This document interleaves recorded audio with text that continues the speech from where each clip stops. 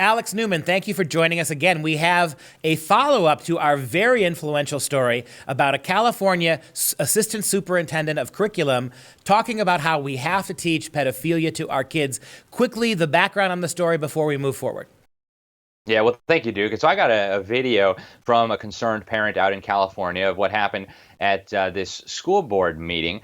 And, the parents had gotten wind of the fact that they were teaching the children about pederasty, that they were teaching the children about how, people thousands of years ago, I guess, men used to rape boys. And they didn't quite portray it in those terms. There's, the men would take for themselves a boy and, such and such. And it was mentioned in the Iliad and things like this.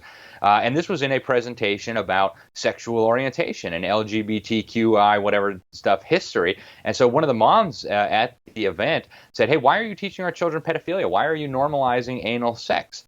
And the response from Assistant Superintendent Carrie Torres was absolutely shocking, and we'll play the video now. Answer me why you're teaching pedophilia in school to ninth graders.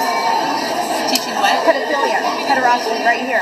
I've explained to you that this is done because we are talking about historical perspectives of how gender relations and different types of sexual orientations have existed in history.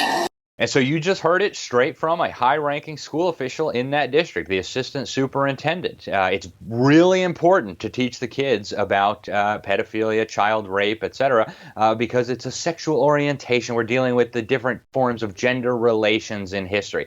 So you heard it from her, not from me. And that is where Snopes comes in. They basically take ridiculous Democrat claims and twist themselves into pretzels trying to justify how it could possibly be remotely true. And then they take any claims that expose perversion or that make points for Republicans or conservatives and label them false. And so they did that same thing with this article here. They basically documented in this article that what we reported was exactly true, 100% accurate, and then they said it's false. Why it's false? Well, you'll have to read the garbage that they put out. But you're right, Duke. It's important for people to realize that Snopes is literally founded and run by perverts, right? The main founder got busted, according to the Daily Mail, swindling $100,000 from donors to spend on prostitutes. That's who we're dealing with. They falsely labeled our report false, even though they included the video proving it was true.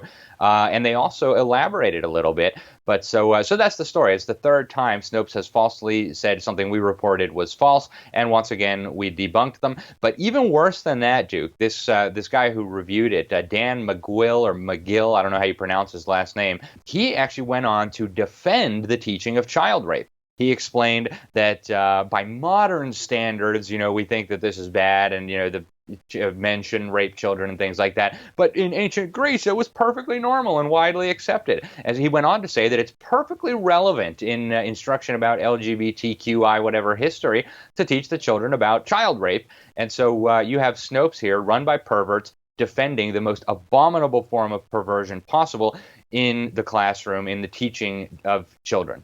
Now, Alex, I know that you actually reached out to the school district in California where this happened, Brea Olinda, and you got an interesting argument. You didn't get to talk to Carrie, the superintendent. You instead talked to basically a paid head, a promotional person. What did they tell you? Right. I spoke with a communications specialist named Nicole, and she was very nice, and she informed me that this lesson teaching children that child rape was part of LGBTQI history, sexual orientation, whatever, had been removed from the curriculum, and also that Ms. Torres had misspoke when she said that it's very important to teach child rape because sexual orientation. So basically, they tried to walk it back a little bit. They said, it was part of a broader thing. It was 40 minutes of presentation, and that was only just one little snippet, and on and on and on. But they did say this had been removed, so that's that's encouraging news. They're not teaching the kids child rape anymore. But as we have documented on this program many, many times, Duke, the perversion is just oozing out of the schools there in a way that I think most parents, even liberals, would be shocked to see.